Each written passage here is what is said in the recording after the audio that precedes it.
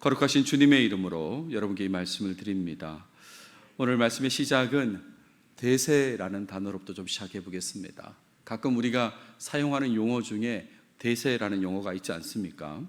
일이 진행되어 가는 결정적인 형세를 대세라고 합니다. 저게 바로 대세야. 그러면서 이제 결정적인 형세를 대세라고 하죠. 주로 이런 사전적인 의미보다는 우리가 가진 느낌은 뭐냐면, 대세라고 하면 반드시 따라야 될 것만 같은 그런 느낌을 주는 게 대세라고 그렇게 생각하지 않습니까? 영어로는 뉴 블랙이라고 그렇게 말합니다. 뉴 블랙을 대세라고 해요. 이 패션계에서 늘 인기 있는 색깔은 검정색이지 않습니까? 그렇게 인기 있는 검정색이 뉴 블랙이래요. 그러니까 더 핫하게 되고 그게 대세인가 보다, 그런 사람들이 생각을 하게 되니까, 그래서 뉴 블랙을 대세란 말로 이렇게 쓰는 것 같습니다.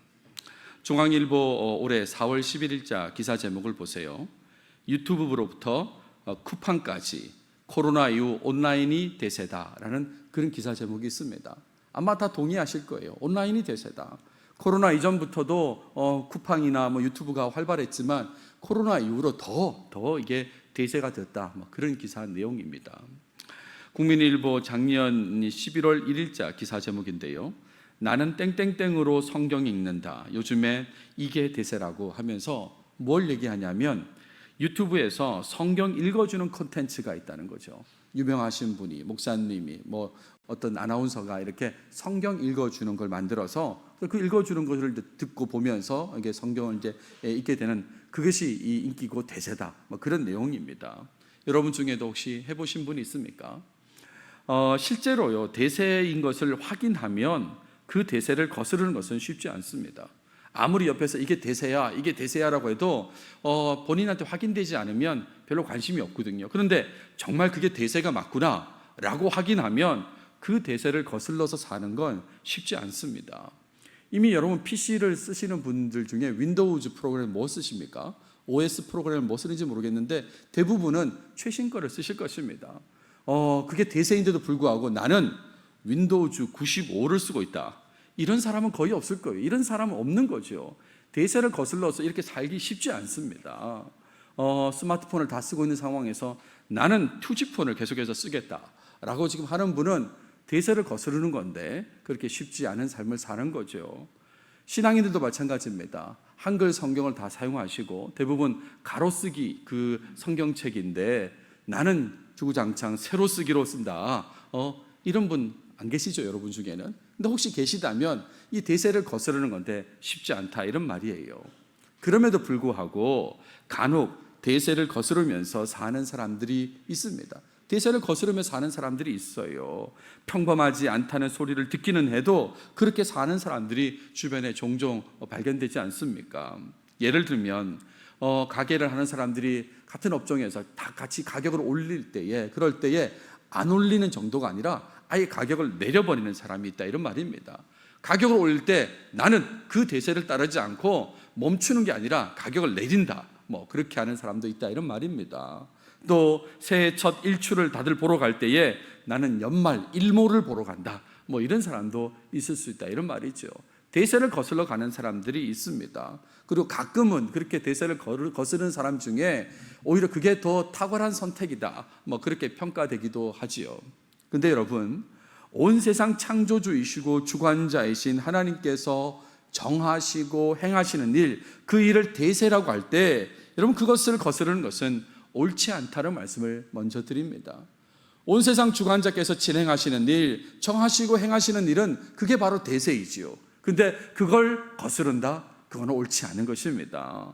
인간은 하나님의 일을 바꿀 수도 없고요, 거스르는 것은 하나님께 반항하는 것이다, 이렇게 말할 수 있습니다.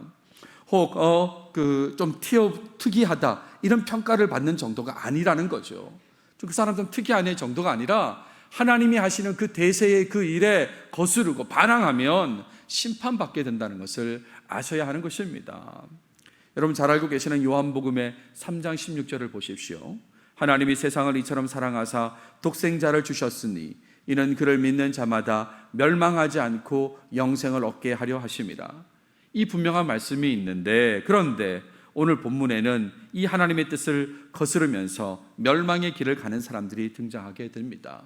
빌라도가 그렇고 대제사장들이 그렇습니다. 이 분명한 말씀을 지금 받아들이지 못하고 거스르고 멸망의 길로 간다, 이런 말이죠. 하나님께서 행하시는 대세에 주목하면서 한번 말씀을 살펴보겠습니다. 그들의 모습, 빌라도와 대제사장들의 모습에 좀 살펴보면서 하나님의 대세에 주목하고 말씀을 살펴보도록 하겠습니다. 본문을 보시면 십자가로 향하시는 예수님에 대해서 살펴보았습니다.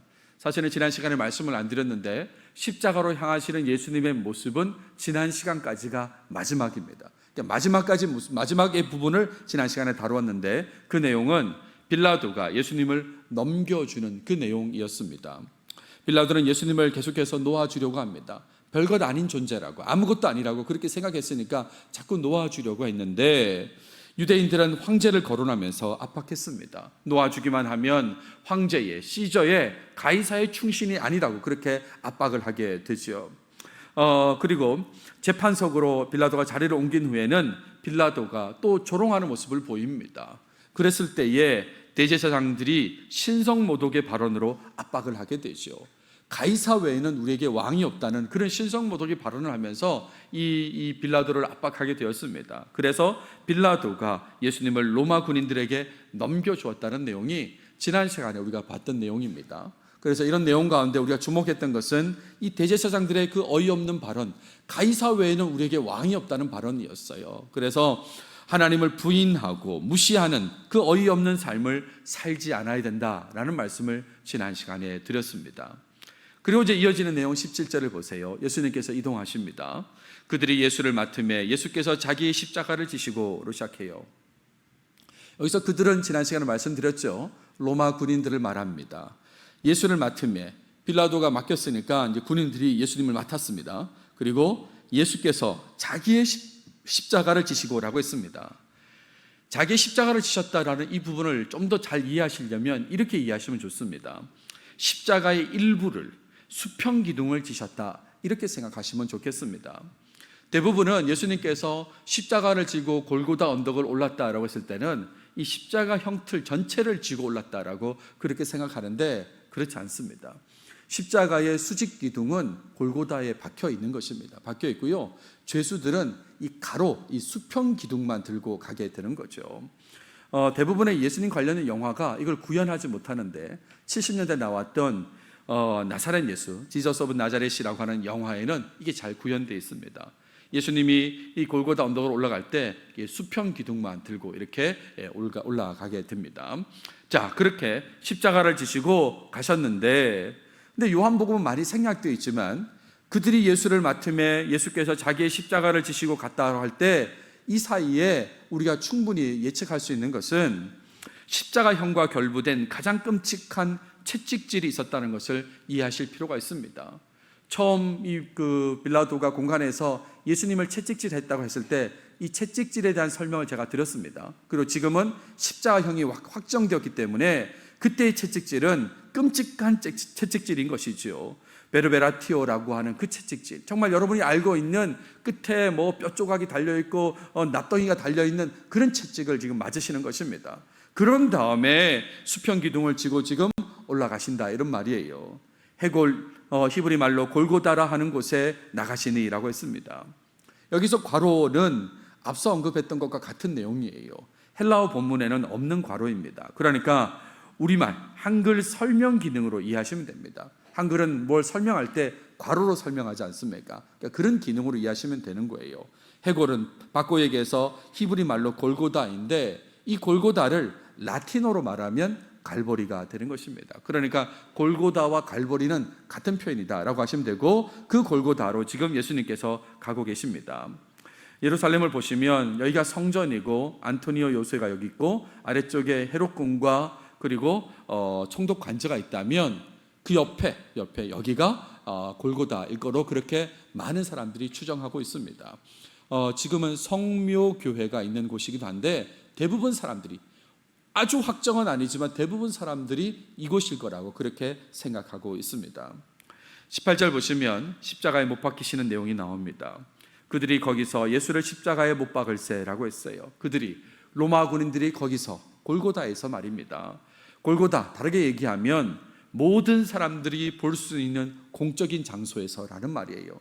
그냥 빌라도 앞에서, 그냥 그 군인들 앞에서만 한 게 아니라 모든 사람이 볼 수 있는 곳에서 예수님을 십자가에 못 박았다, 이런 말입니다. 예수를 십자가에 못 박았다라는 말도 좀 분리해서 생각하면, 아까 제가 그 수평 기둥, 가로의 기둥을 들고 올라갔다고 했지 않습니까? 그러니까 먼저 예수님을 땅바닥에 등이 되도록 이렇게 눕히는 겁니다. 그런 다음에 그 가로 기둥, 수평 기둥에 손을 못 박게 되는 것입니다. 그런 다음에 가로 기둥, 그 수평 기둥과 함께 몸이 들어 올려진 다음에, 그런 다음에 수직 기둥에 발이 못 박히게 되는 그런 상황을 생각하시면 됩니다. 그렇게 예수님께서는 십자가에 못 박히게 되셨습니다. 여러분, 제가 십자가형은 다른 본문을 통해서 설명을 드렸습니다. 십자가형은 과다출혈로 사망하기보다는 질식사로 사망하게 됩니다. 그러니까 그 숨을 들이고 내쉬는 것이 불가하게 되는 그런 상황이 오게 되고, 그때 이제 사망하게 되는데, 그렇게 십자가에 달리셨습니다. 다른 두 사람도 그와 함께 좌우편에 못 박으니 예수는 가운데 있더라 그랬습니다. 예수님 좌우편에 죄수가 있다는 것은 다른 공간 복음서도 얘기하고 있지만, 요한복음은 그냥 있다는 정도만 얘기하지 다른 얘기를 언급하지 않아요. 그냥 예수님 얘기만 합니다. 예수는 가운데 있더라. 요한복음의 관심은 예수님인 거죠. 예수님에게만 주목하고 지금 얘기를 하고 있습니다. 그러니까 다른 복음서와 관심이 다른 것이지, 지금 요한복음이 공간복음과 틀리다 이렇게 말하시면 안 되는 것입니다. 자, 그리고 이어지는 내용이 19절부터 22절까지인데, 이 내용들은 십자가 위의 죄 패와 관련된 그 내용이다 하겠습니다. 보십시오. 빌라도가 패를 써서 십자가 위에 붙이니 그랬습니다. 일단 빌라도가 패를 썼다라고 했을 때, 이거는 오해하지 마십시오. 빌라도가 직접 쓴 건 아닙니다. 지시를 했다, 이런 말이죠. 총독이 무슨 죄인의 패까지 쓰겠습니까? 지시를 했어요. 이 패라고 하는 것은 원래 처형장으로 끌려갈 때에 죄수의 목에 걸어두는 것이 관례입니다. 목에 걸지 못한다면 앞에 붙여놓고 이런 죄인이라고 그렇게 말하는 것인데, 지금 그 패를 십자가 위에 두었다, 이런 말이지 않습니까? 이 패를 헬라어로 뭐라고 그러냐면 티틀로스라고 합니다. 티틀로스. 제가 이걸 왜 보여드리냐면, 이 티틀로스에서 나온 영어 단어가 바로 타이틀입니다. 타이틀. 그러니까 그 십자가 위에 붙은 타이틀이 뭡니까? 나사렛 예수 유대인의 왕이라고 그렇게 붙였다, 이런 말입니다. 예수님의 죄목에 대해서 이 나사렛 예수 유대인의 왕이라고 그렇게 붙여놓은 것입니다. 유대인들이 빌라도에게 고발했던 바로 그 내용이지 않습니까? 그 내용 그대로 죄목으로 붙여놓게 되었습니다. 그리고 한편에서는 빌라도가 조롱하는 내용이죠.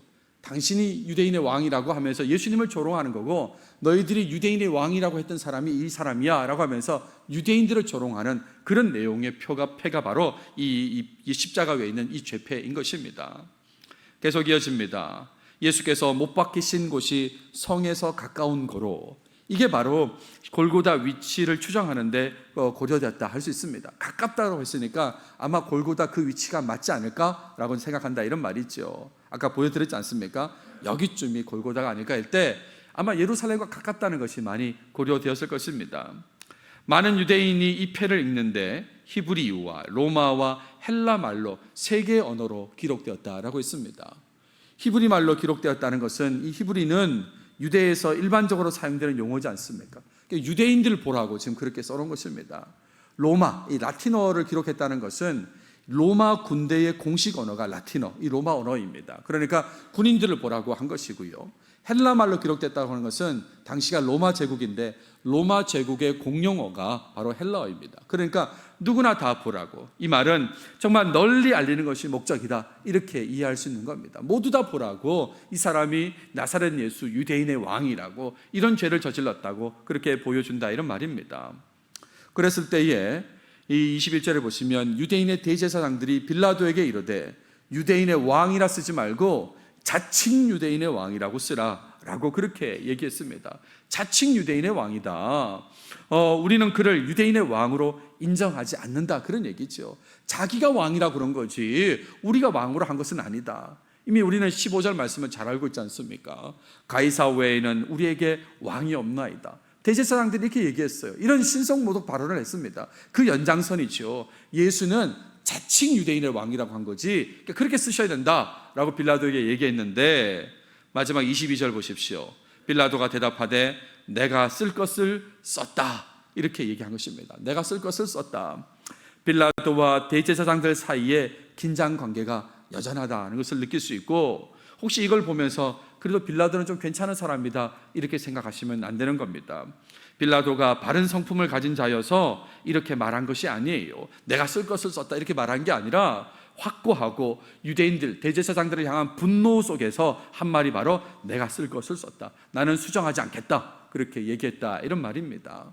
여기까지가 오늘 본문의 내용입니다. 정리해보면 이제 십자가로 가는 길을 이제 멈추고 십자가에 달리셨습니다. 그 얘기를 하고 있는데 골고다로 이동하셔서 십자가에 못 박히셨습니다.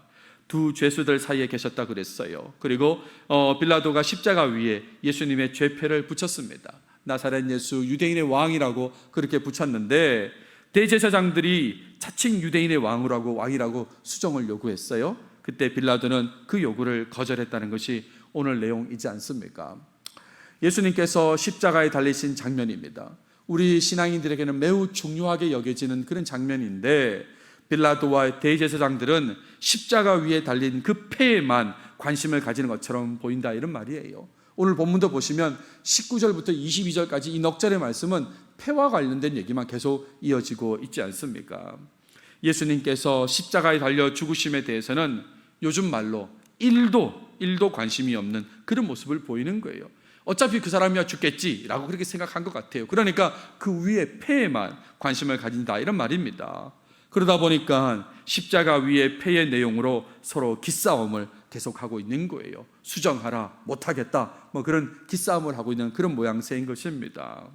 근데 여러분, 이 십자가 위의 패는 그들의 어떤 싸움거리로만 머물러 있는 게 아니라 우리한테 여러 가지 의미를 제공해 주는데 세 가지를 알려준다고 말씀드리고 싶습니다. 첫 번째는 예수님의 죄목이 반역 선동죄라는 것을 알려주고 있습니다. 예수님께서 어쨌든 공식적으로 십자가 달려 죽으실 때 죄목이 뭐야? 라고 하면 그것은 반역 선동죄라는 거죠. 정치적인 죄로 십자가 달려 죽으셨다 이런 말입니다. 유대인들의 고발 내용 그대로다 이거지요. 유대인의 왕이라고 하면서 로마 황제에게 대항했다 그런 얘기입니다. 사람들을 선동했다고, 반역을 꾀했다고, 그게 죄목이라는 것이 이 죄패를 통해서 분명히 드러나는 것이다 라고 하겠습니다. 두 번째 알려주는 것은 빌라도의 보복 행위를 보여준다는 것입니다. 빌라도가 지금 계속해서 보복하고 있구나 하는 것을 알게 하고 있어요. 유대인들의 위협에 무력감을 느낀 빌라도이지 않습니까? 빌라도가 지난 시간에 말씀드렸잖아요.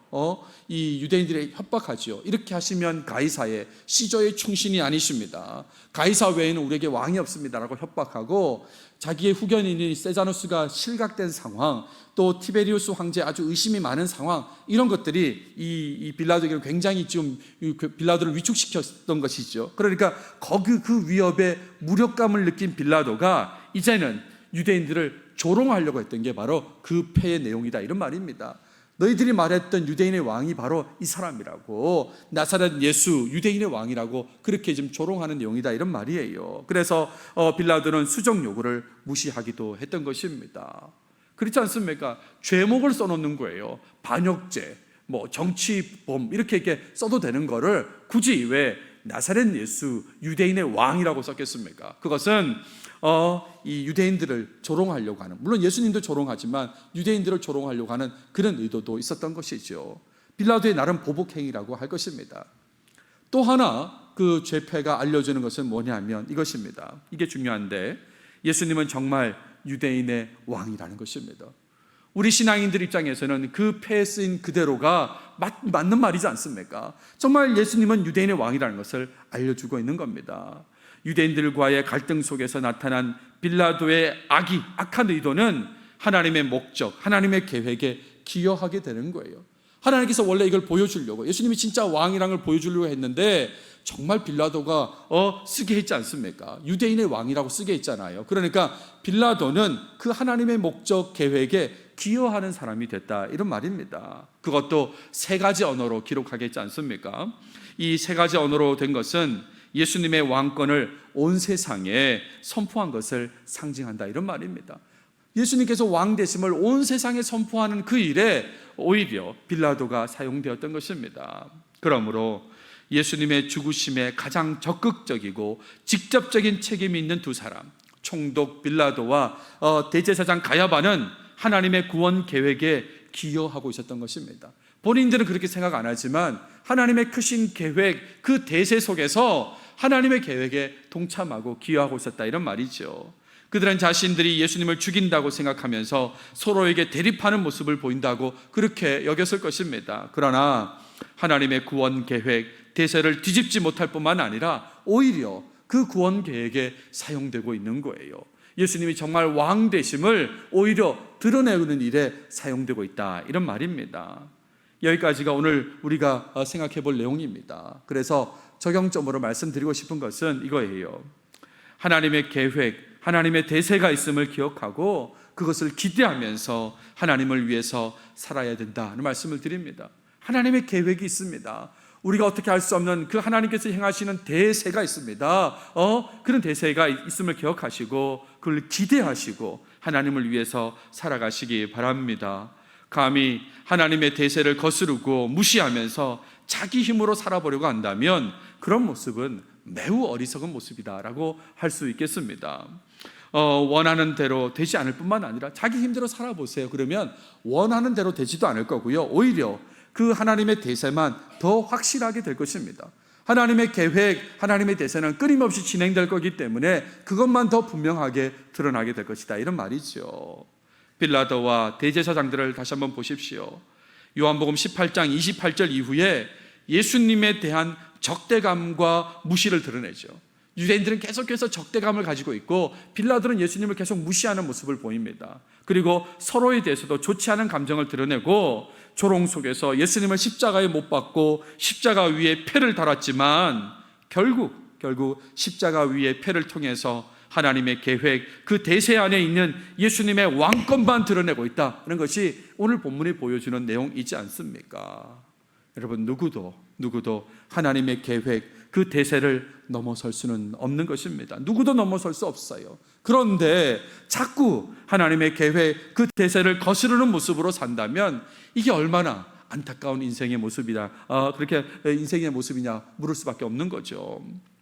하나님의 계획을 주목하고 기대하며 하나님을 위해서 사는 게 바른 길입니다. 이게 우리가 살아가야 될 바른 길이다, 이런 말이에요. 하나님을 위해서 살면서 그 계획을 깨달을 때에, 그럴 때에 정말 큰 기쁨을 누리게 될 거예요. 당장은 몰라요. 그런데 하나님을 위해서 계속 살다 보면, 그 계획을 기대하며 살다 보면 하나님의 계획이 이런 거였구나라는 걸 깨달을 때가 있거든요. 그러면 정말 기쁘고 감사함을 표현하게 된다, 이런 말입니다.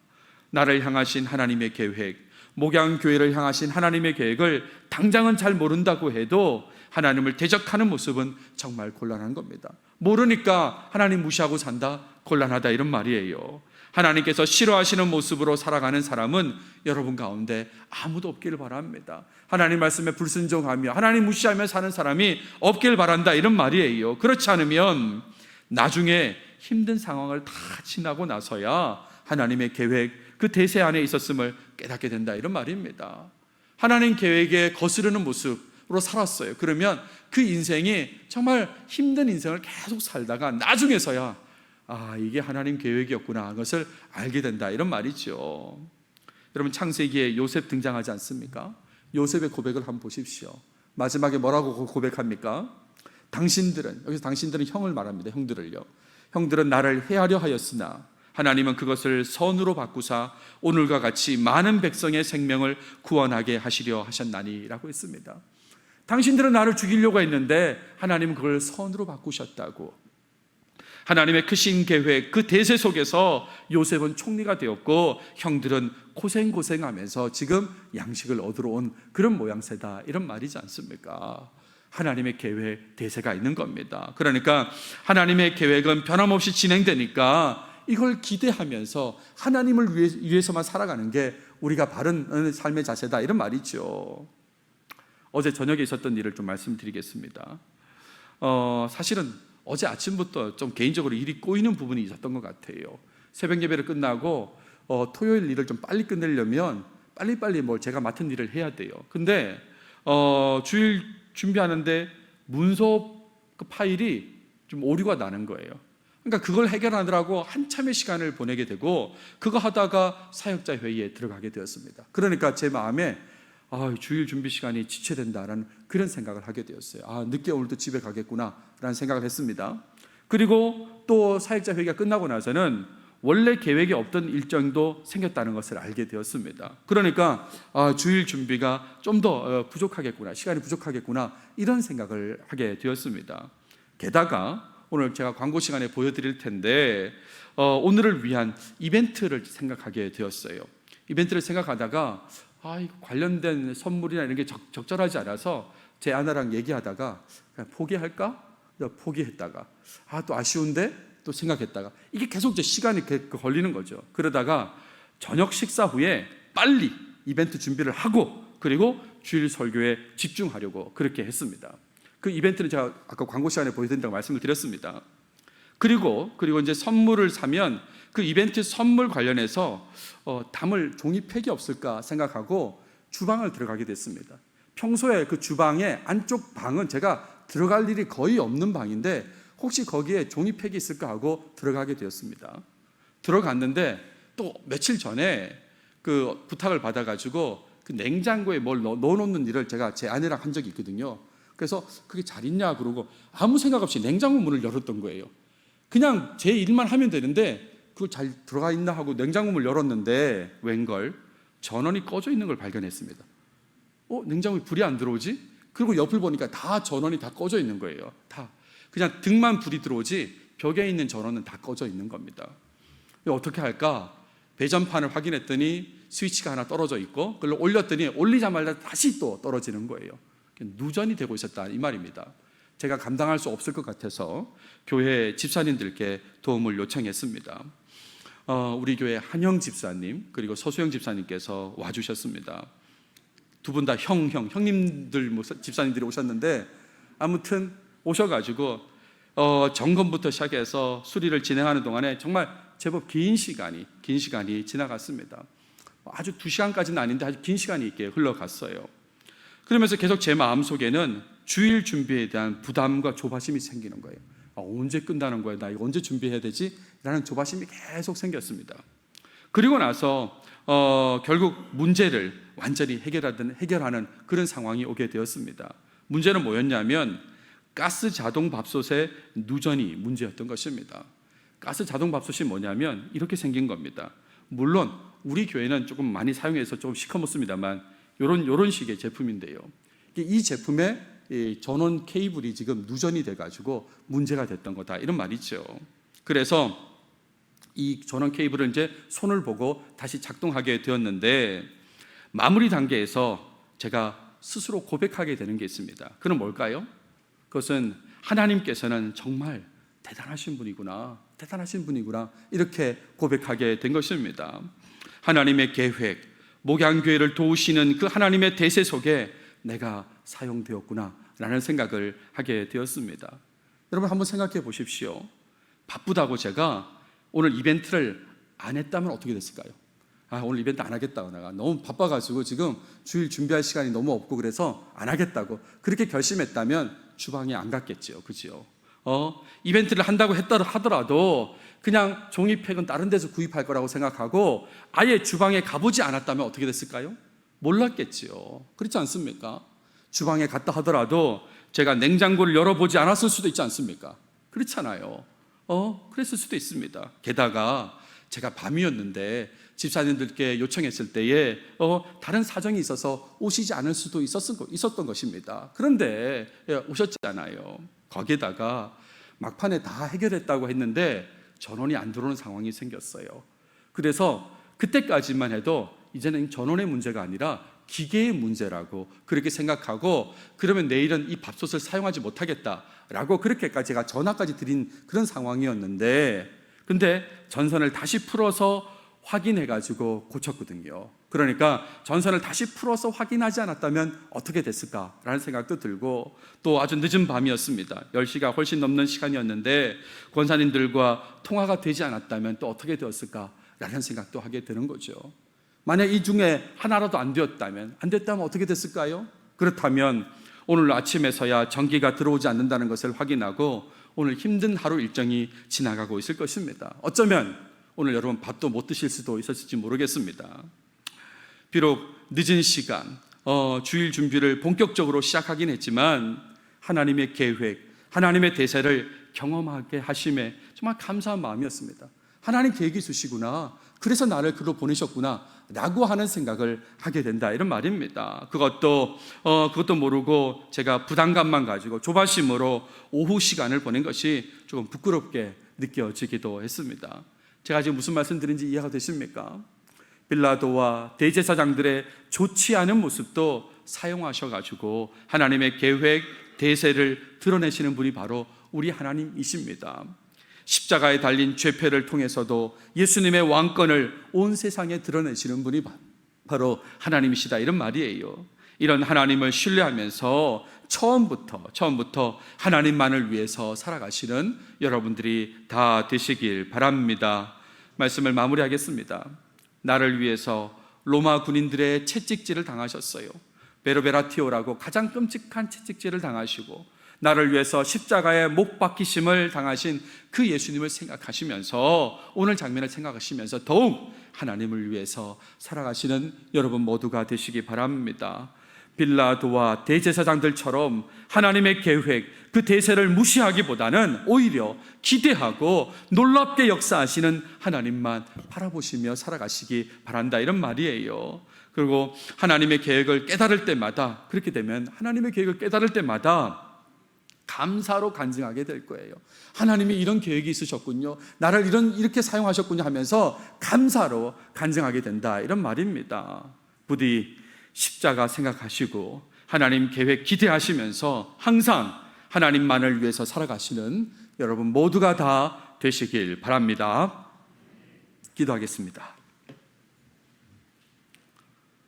하나님 감사합니다.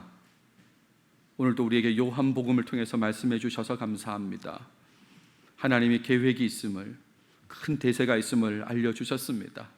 우리에게 누구도 하나님의 계획을 거스르는 사람 없게 하시고 하나님의 계획을 늘 기대하고 하나님만을 위해서만 살아가는 우리 모두가 되게 해 주시옵소서.